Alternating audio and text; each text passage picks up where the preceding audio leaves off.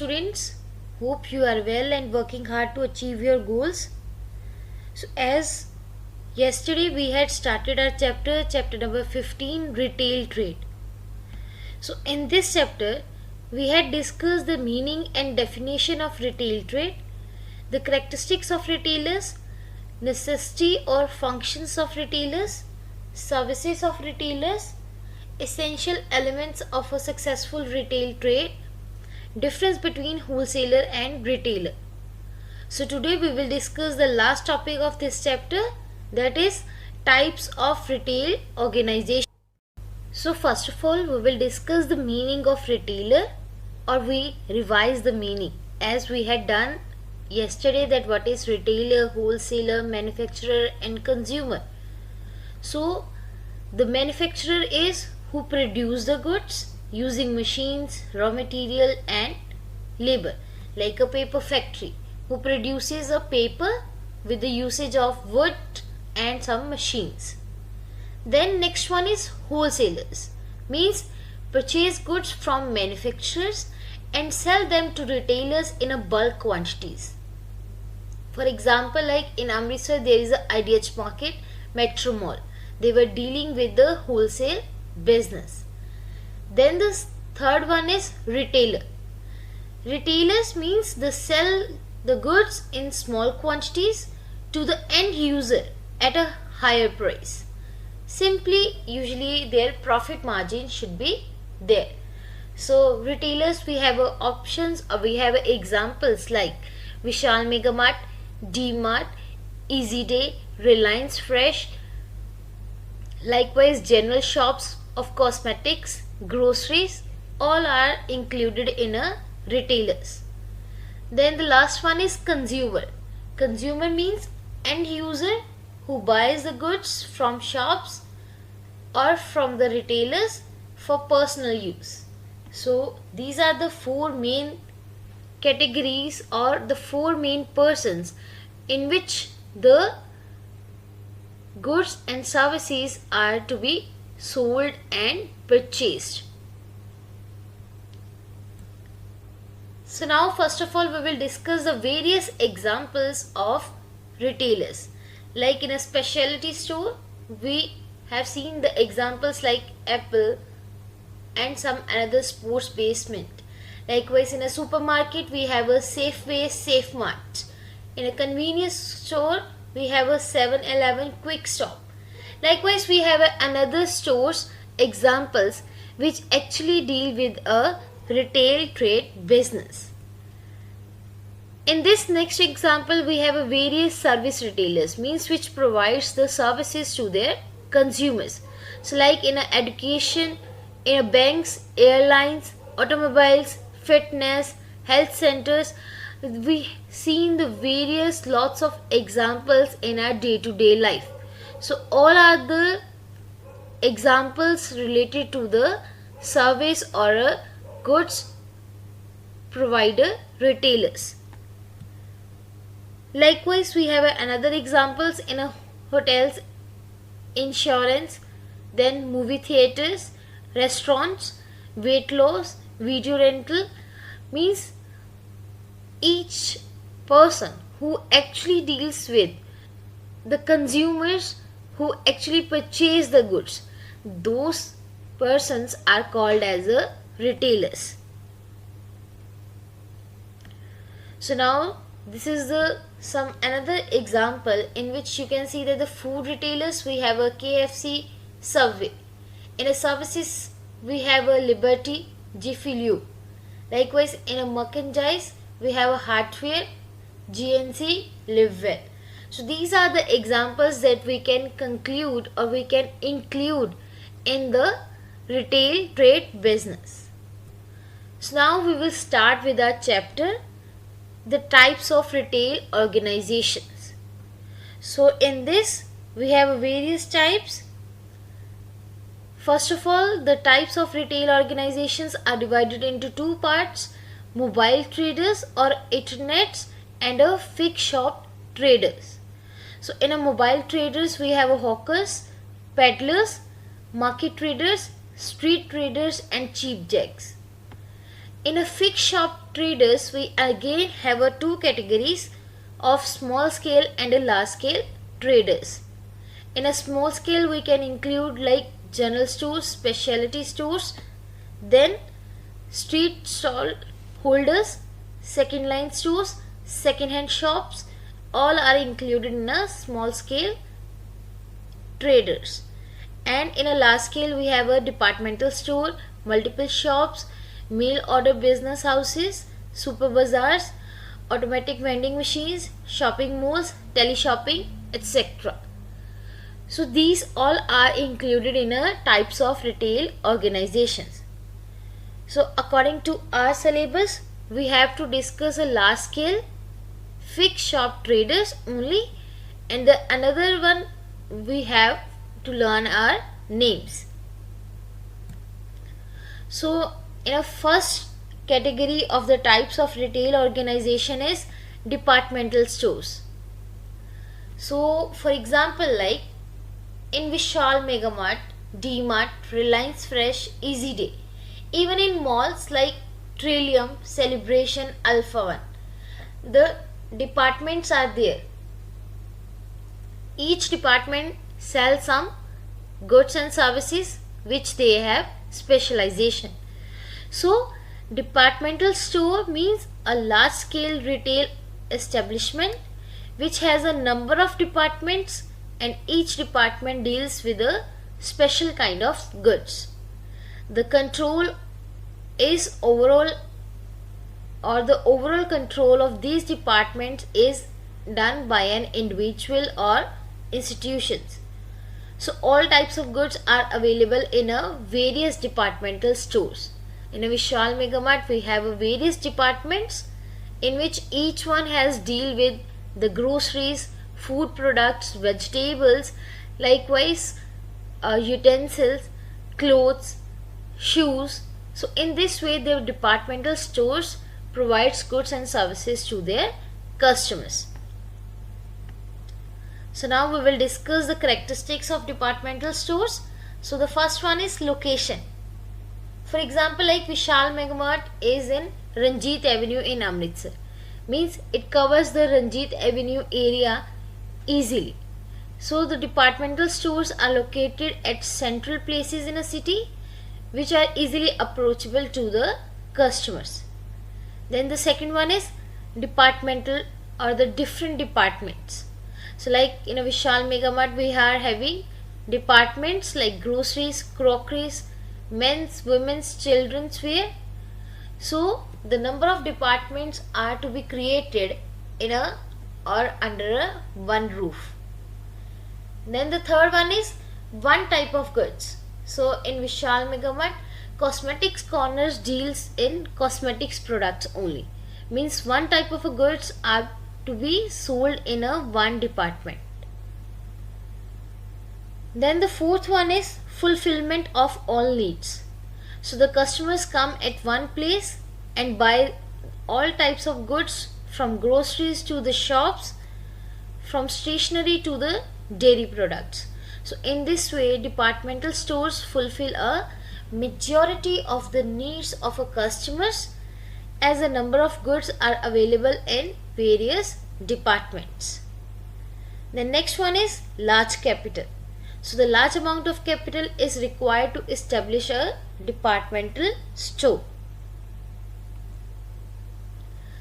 After that, we have a next characteristic like a separate manager. So each department has a separate manager who actually specialize or experience on those goods and services. Then we have a facilities. So a number of facilities are provided for the convenience of customers like restaurants, post office, banks, cinema, child amusement corners in the departmental stores. Then we have a centralized control. So although there are a number of departments in a departmental stores, yet they are controlled by one person or some institution like Trillium. In the Trillium Mall, we have a various departments, but actually some another institution or some another committee control the activities of that mall. So this is why, or we can say that the departmental stores comes in a centralized control. Then next one is the high quality goods. So a departmental goods or departmental stores deals in a high quality of goods. After that we have a customer type. So departmental stores are meant mainly for rich people.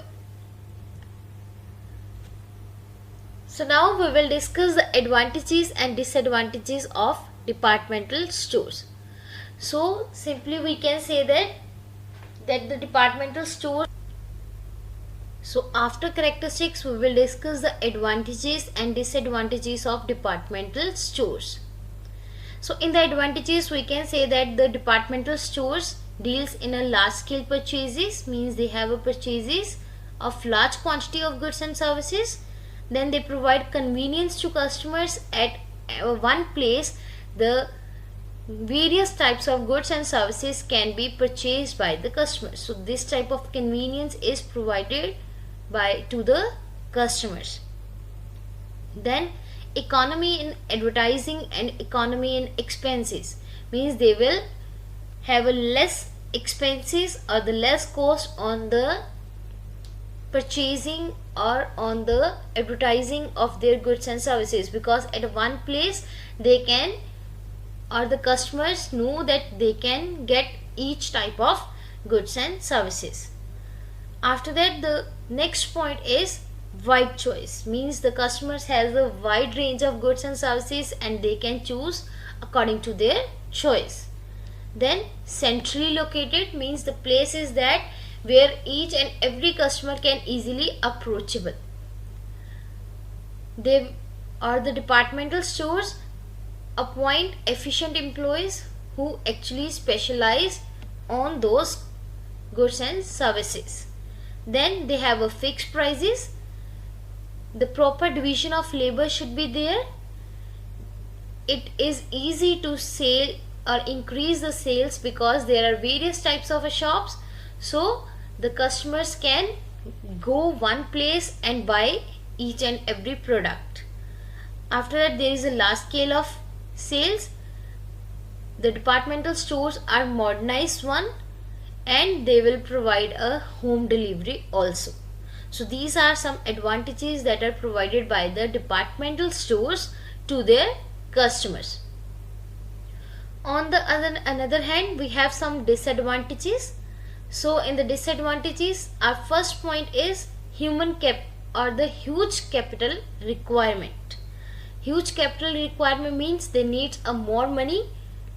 They need a large money to establish their department, to properly acquire their products which they want to sell in a departmental store. Then the goods are costly. After that there is a distance problem of the departmental stores, that one department is at the one floor and the another departmental or another department may be at the ground floor. So these are the problems that are faced by the customers in a departmental stores. After that they have a high operating cost, lack of personal relations with their customers. They loses their customers easily because they have not maintained their face-to-face contact with their customers. After that there is a social differences, maybe caste system should be there or some another reasons. So after that we have a limited scope, because in a rural areas we did not see that the departmental stores are easily established. Then the lack of credit facilities are there and there is a problem of difficulty in supervision. So these are some problems or these are some disadvantages that we have faced in a departmental stores. After departmental stores we have a next type of retail organization, that is multiple shops or chain stores. So now in this we can include an example Examples of well-known chain stores includes Walmart, Target, Mackey, Home Depot, Bed Bath and Beyond. So likewise in Amritsar we includes like a Honda agency, commercial banks like SBI, State Bank of India, Punjab National Bank, etc. Means the multiple shops or a chain stores are a group of branch shops dealing in a same products at different locations within the city or outside under the same ownership, like SBI, Bank of India, Punjab National Bank, all are the branches we see in a various localities in Amritsar. Like we see the Punjab National Bank branch at the Majita Road, Ranjit Avenue or at the Bypass Road. So these are the multiple shops or chain stores we are having which deals with the specialized types of goods and services. So the characteristics of multiple shops are, first one is that uniformity. Uniformity means that all the multiple shops are uniform as regards to their appearance, decoration, goods and services. As a Pizza Hut, they provides various range of goods and services. They have a same appearance, same logo. So in this way they have a uniformity in their products. Then direct contact with customers. Like in McDonald's, Pizza Hut, services are directly given to customers. So in this way they have a direct contact with their customers. Then central workshop. The goods which are traded in the multiple shops are normally manufactured in the same workshops. So that is why there is a less difference or there is a more uniformity in a multiple shops or a chain stores. Next one is location. So in Amritsar, like Ranjit Avenue, Mall Road, Lawrence Road have shops like Pizza Hut, McDonald's. Multiple shops are opened at such places where customers can easily approach. That is why the location is an important point that to be focused by the multiple shops. After that they are deal with the cash sales because the customers can be come from any place. That is why they sell their goods and services on a cash basis. Next one is goods of normal use. So consumer goods like shoes, clothes, sewing machines all are available in a multiple shops. Then central purchase organization. So if goods are to be purchased from the multiple shops from outside, these are purchased through a central place or central purchase organization. Then we have a uniform prices, means the prices of the goods and services at the various shops are same. There is a central management, means all shops are owned and controlled by the single firm.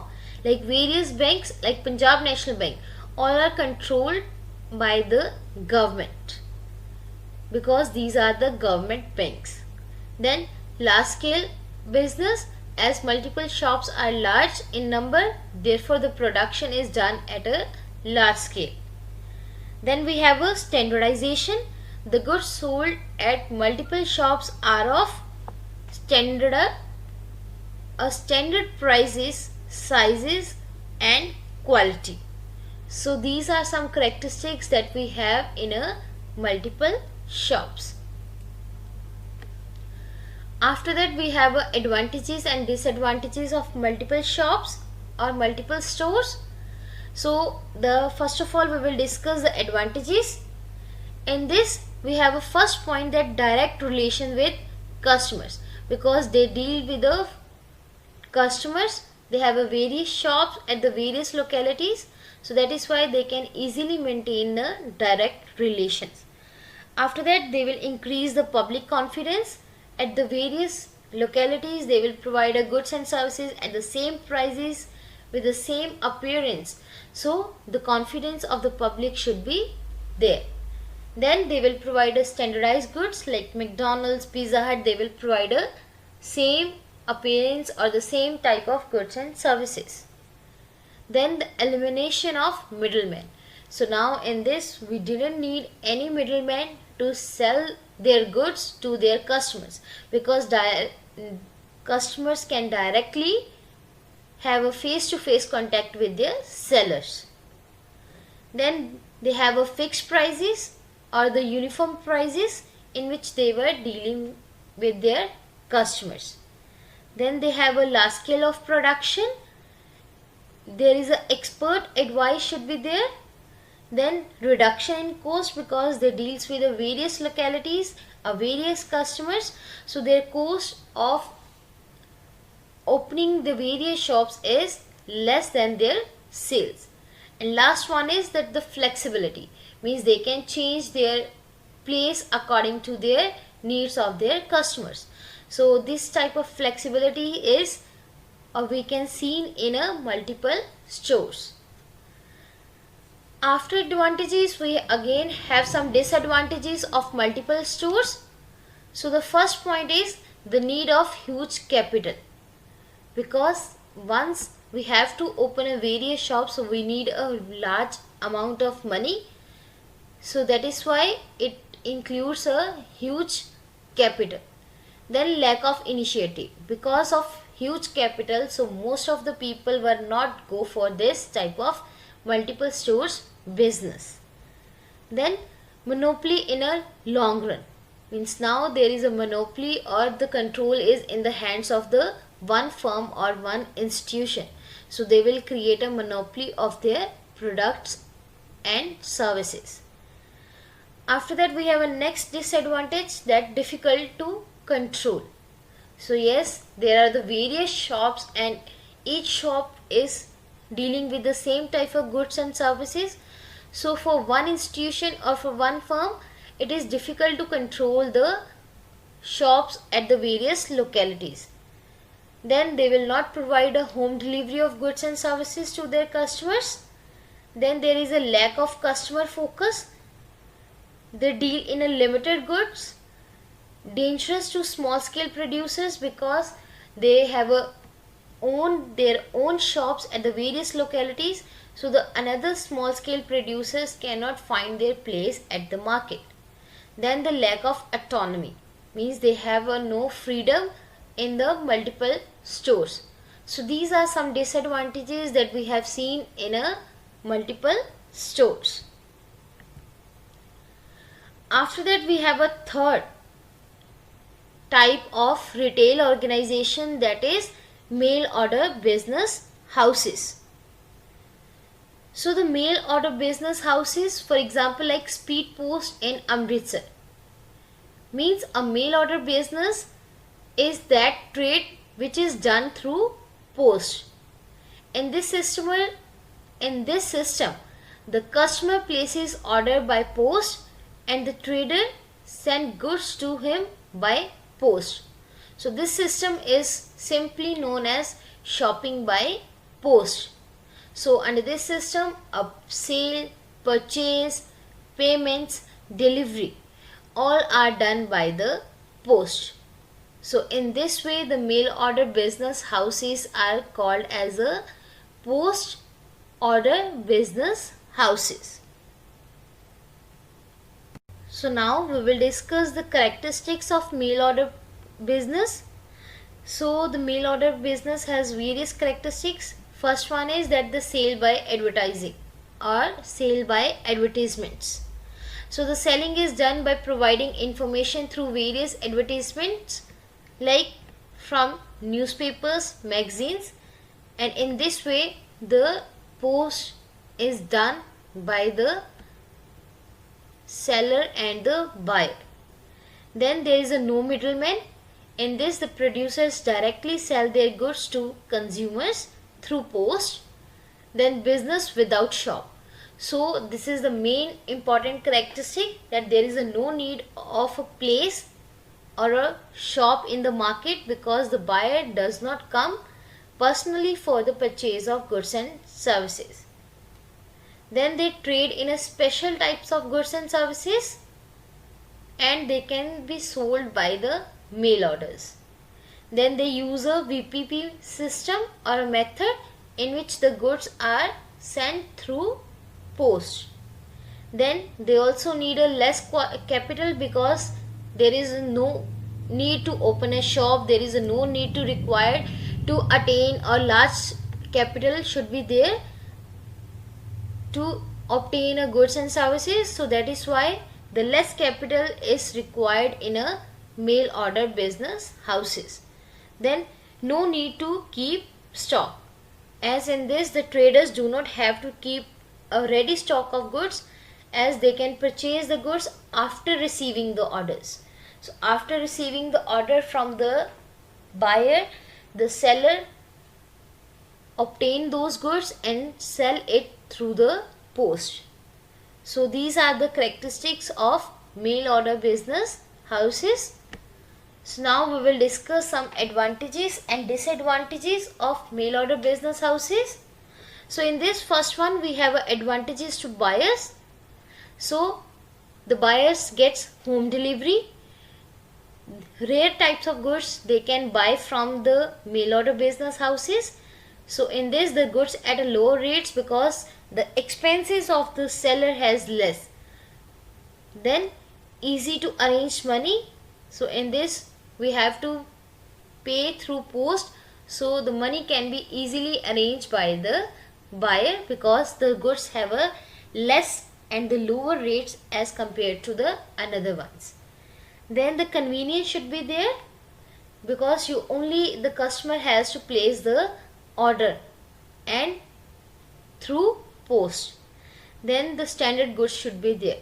So these are the advantages that are to be provided to the buyers by the mail order business houses. Then the second advantage is to the sellers. Like first one is the economical, because they do not have to open a shop, they do not require to maintain a stock of the goods and services.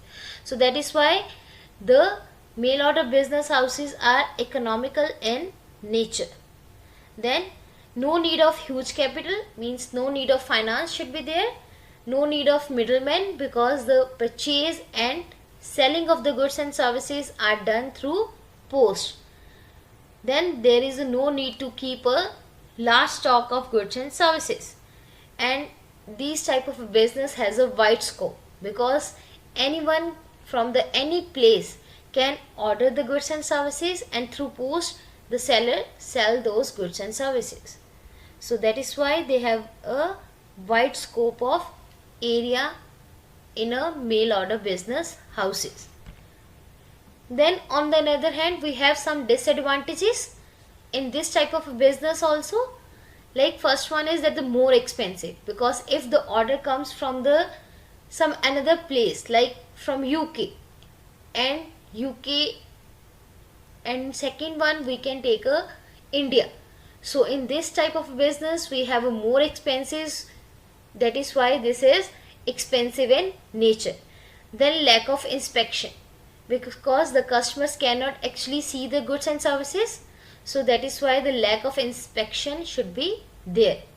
Then indirect relations with customers, because the selling and purchasing all is done through post. After that, undue delays, means the customers cannot get the goods and services at time. Then the fraud chances should be there, maybe on the side of sellers or on the sides of buyer also. Then useless for illiterate persons, because they cannot have education, they cannot place the order, so this method is not suitable for illiterate persons. Then uncertain future, because future is uncertain. Like now we have some issues with China due to COVID-19. So these types of uncertain future activities, the mail order business houses cannot be deal with the goods and services. So these are some disadvantages that we have seen in a mail order business houses. Then after that we have a next type of retail organization, that is consumer cooperative stores. So the consumer cooperative stores, for example, like the first cooperative society was formed by 28 weavers with only a $28 capital in Germany. So some of the best examples of customer or the consumer cooperative societies are Super Bazaars and Apna Bazaar. Other than that, Amul, Verka are also included in it. So they all are the examples that are included in a consumer cooperative stores. So under this system, the consumers form a cooperative society, and instead of purchasing the goods from the retailers and wholesalers, they purchase directly from producers. So this system is called as a consumer cooperative store. After that, we have characteristics of consumer cooperative stores. Like first one, that the consumer cooperative stores is formed and run by the consumers, because consumers make a society or make a group and they directly purchase from the producers and sell to their locality consumers. Then no middlemen exist in this system, because the consumers or the society directly purchase from the manufacturers. Then consumers get better quality goods at a reasonable prices, because they will not have any middlemen in which they can increase the prices. Then the profit of the store is distributed among the members. After that, there is a one man has a right to one vote in this system. Then goods are sold in a cash basis. Any person can become a member at any time. Any member can leave its membership at any time. So these types of stores that deals with the goods and services, and they provide benefits to their customers. So in this again we have advantages and disadvantages of these types of stores also. Like in the advantages, the location facility is there, because the consumers are actually purchasing from the manufacturers, so the location is easily approachable by the customers. Then feeling of cooperation is there. They purchase in a bulk quantity of goods and services. Less expenditure on advertisement, because they have their own consumers, they actually consume it, so there is no need of advertisement activities are there.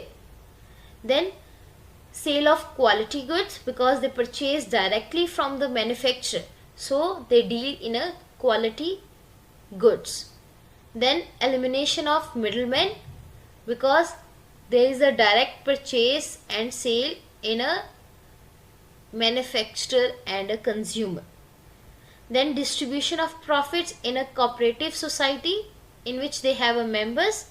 Then economy in management expenses. So these are the advantages that we have seen in a consumer cooperative stores. After that, we have some disadvantages also. So in the disadvantages, we can say that there is a lack of cooperative feelings, because each consumer or each person or each member of the cooperative store have some feelings, some another views. So that is why there is no proper cooperation should be in the type of cooperative stores. Then there is an inefficiency in management. There is a shortage of funds, because the consumers are there, so they have a less money as compared to the proper or the another sellers. Then there is a conflicts between a labor and a capital, and the possibilities of conflicts related to the another problems. So these are some disadvantages that we have seen in a consumer cooperative stores, because the members are there, a large number of members are there, so that is why there is a less cooperation, there is a conflicts between the various members, and they have a less money in this type of a consumer cooperative stores. So the next, after consumer cooperative stores, we have a super bazaars and a hypermarkets, a type of retail organization. For example, like DMart, Reliance Fresh.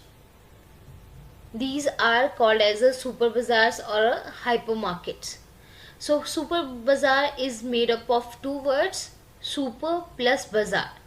Super means that unusual or a better or a above normal thing, and bazaar means a commercial place where the buyer and a seller can meet and purchase and sell the goods and services. So therefore, a super bazaar means a commercial place where marketing is done in an unusual way or something better than in the way.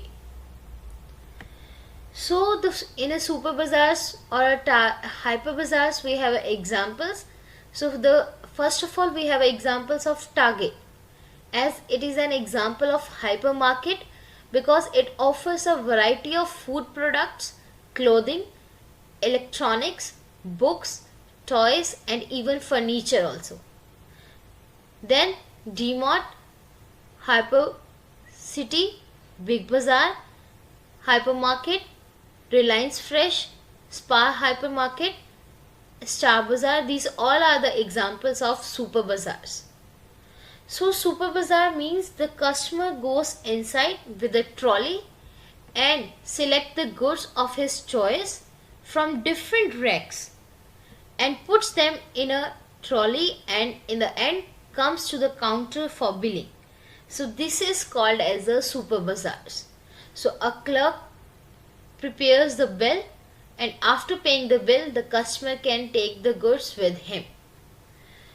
So a super bazaars has some resemblance as a departmental store, but in this something is different as the super bazaars deals with all types of goods and services without departments.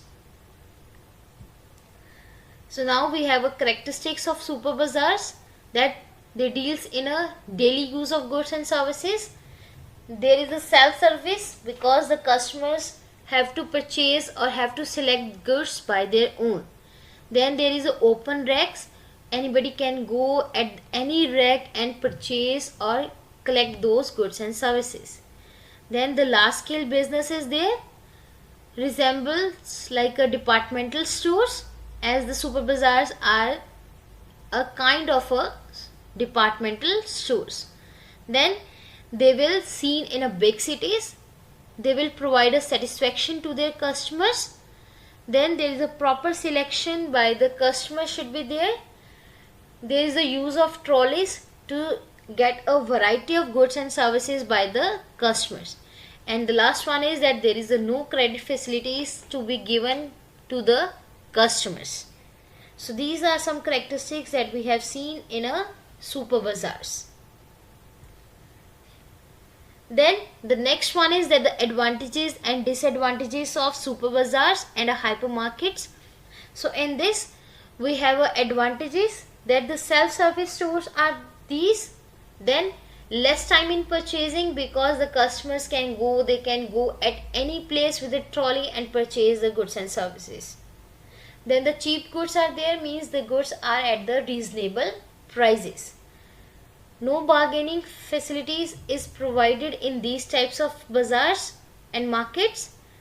Then attraction to customers because the products are placed in a ranks or they use the racks to place the order, so the customers can easily attracted with the various types of goods and services in open racks and purchase it.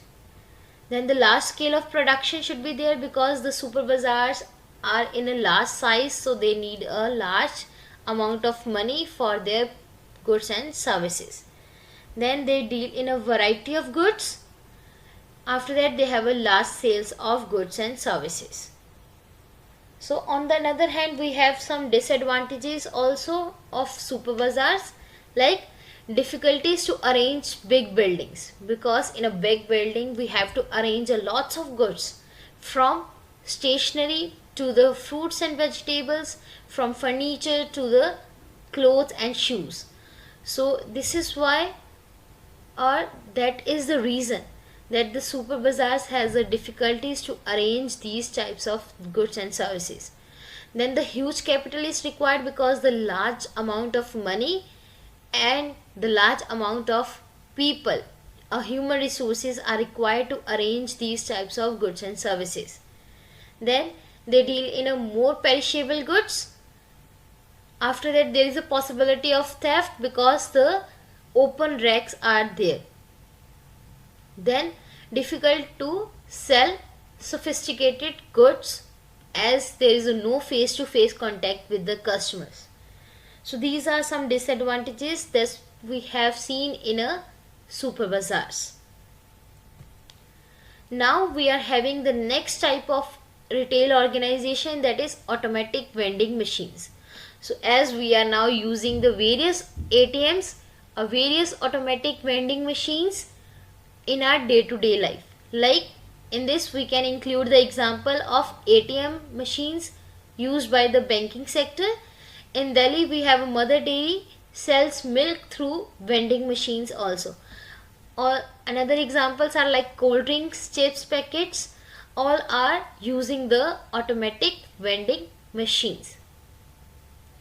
So an automatic vending machine is a slot machine operated by coins or tokens. The buyers insert the coin or a token into a machine and receives a specified quantity of a product from the vending machines. So these are called as automatic vending machines.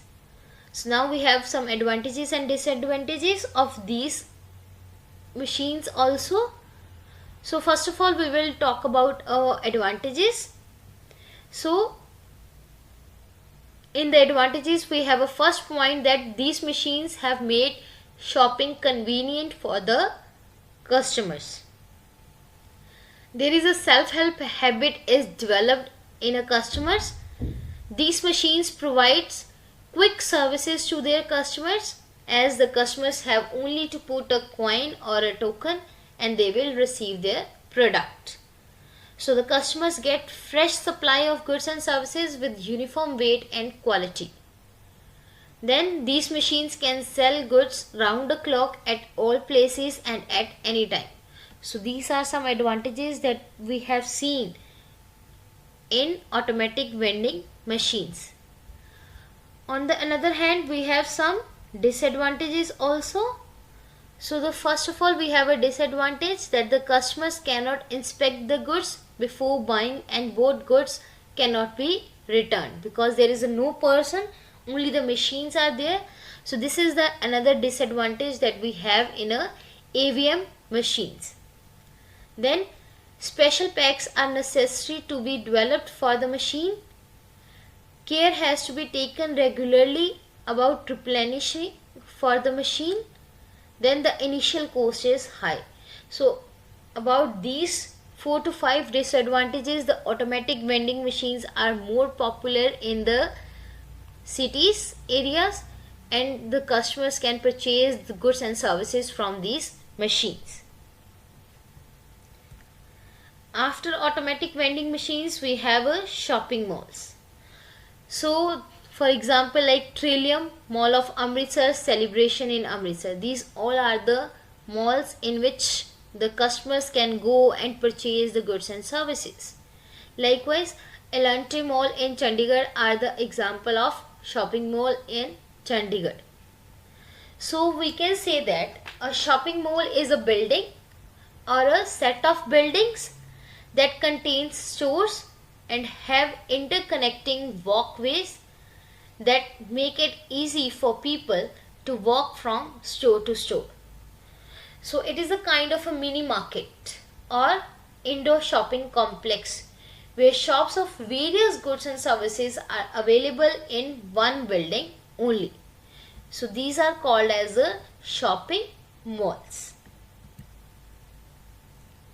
So now we will discuss some features or the characteristics of shopping malls. That the first one is large size. So a shopping mall is a retail shopping complex which is a large in size and a large number of shops are available in a one building only.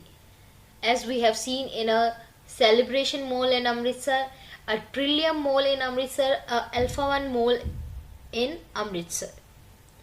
Then a wide range of goods and services. So in a shopping malls, various types of goods are available in a different stores, such as goods of daily use, luxury, electronic goods, cosmetics, garments.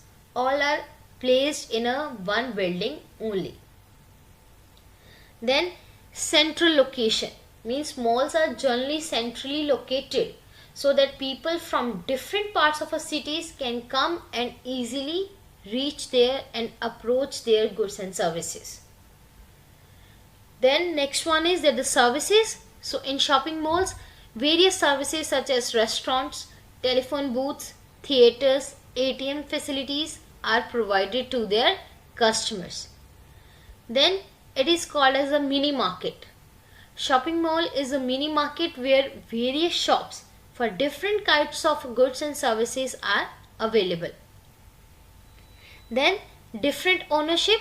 So all the shops in a mall are not owned by one person or one businessman. So this may lead to a competition. So that is why there is a different ownership and a competition is there in a shopping malls. So now we will discuss the next type of retail organization, that is called as a franchise. For example, like McDonald's, Pizza Hut, Burger King, KFC, Dunkin'. These all are the examples of franchise business. So a franchise system of marketing is one in which a producer or a manufacturer grants to selected retailers the right of selling his products or services in specified areas. So these are called as the franchise system of marketing of goods and services. Means the ownership is in the hands of one person and he will provide goods and services in various countries. Next we have some advantages of franchising. So first of all we will discuss the advantages that is provided to a franchisor.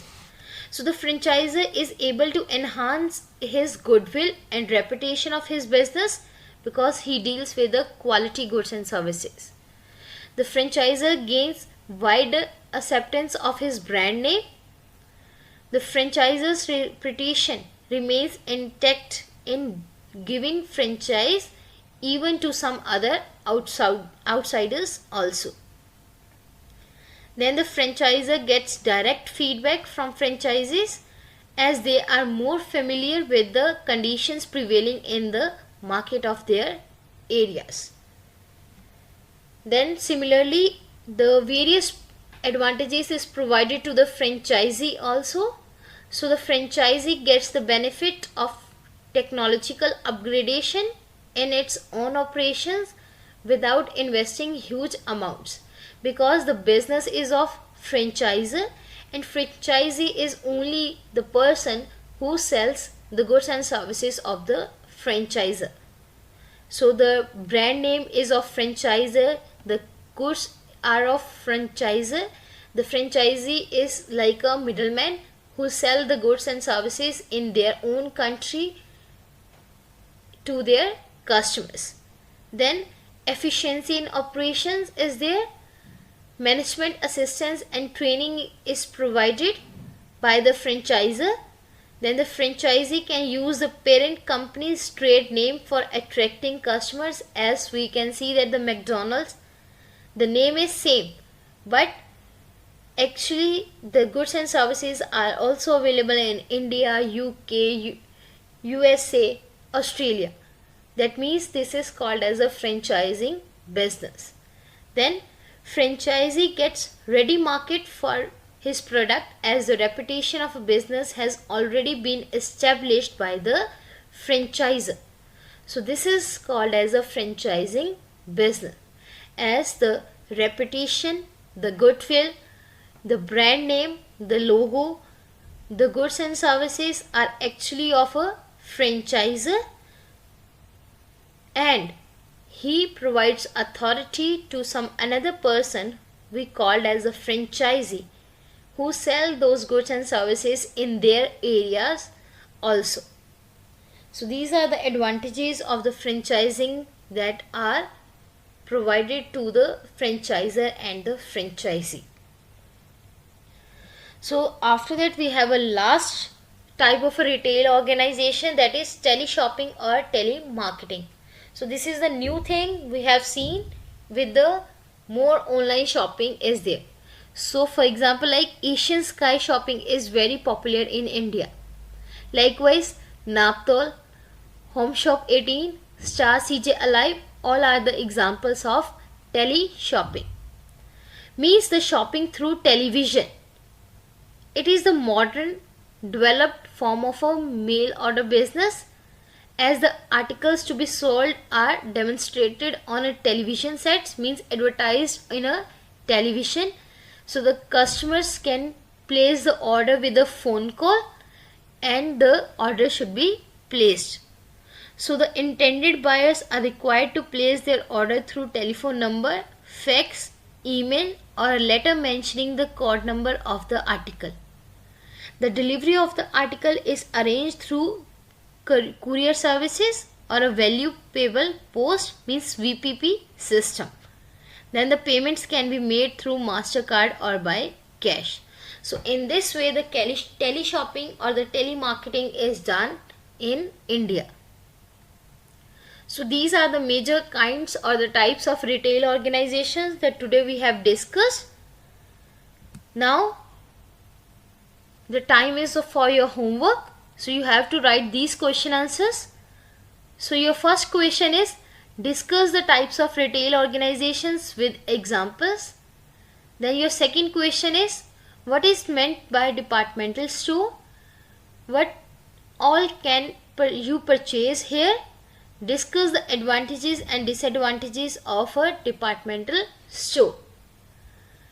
Then your third question is, define a chain store. Describe its characteristics and services. Then your fourth question is that what do you understand by a super bazaar? Describe the advantages and disadvantages of a super bazaar. So go through the various another YouTube links so that you can get a more knowledge of these types of retail organizations and you can answer these questions easily.